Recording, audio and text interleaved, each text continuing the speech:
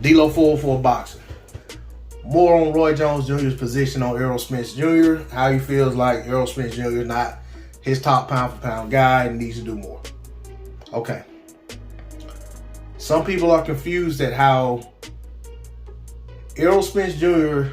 can get criticized or not get credit for fighting Mikey Garcia, but Terrence Crawford can get credit for fighting Yuriorkis Gamboa.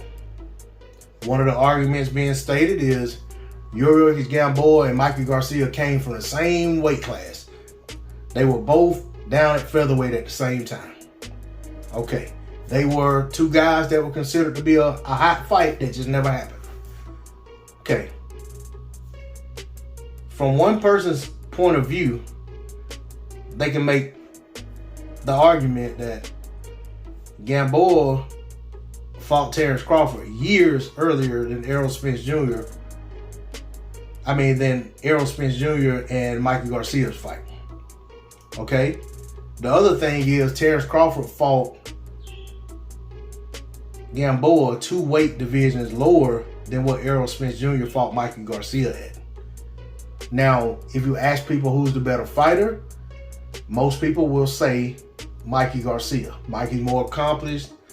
Mikey hasn't been on the canvas multiple times in fights, win or lose, like Gamboa. Gamboa was a guy who had otherworldly skills, but he was always a guy who had problems with his balance and had problems staying upright.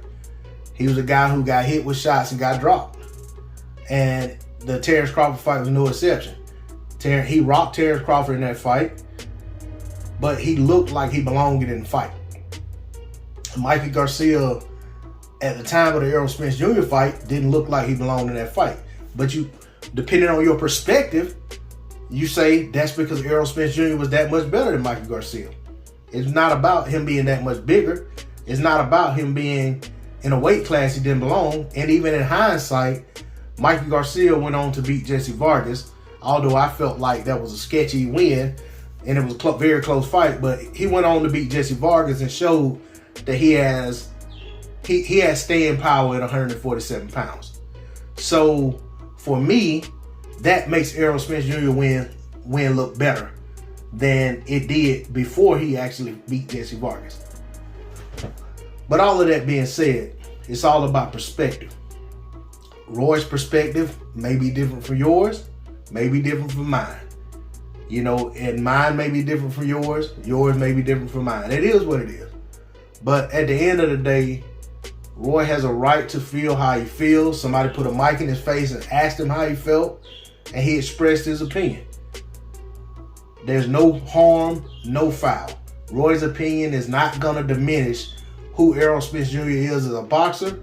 And if you have an opinion of Errol Spence Jr., Roy Jones Jr.'s opinion is not going to change your opinion. So all I got to say on the subject, D-Lo 404 Boxing. Like, share, comment, and subscribe. I'm out. Peace.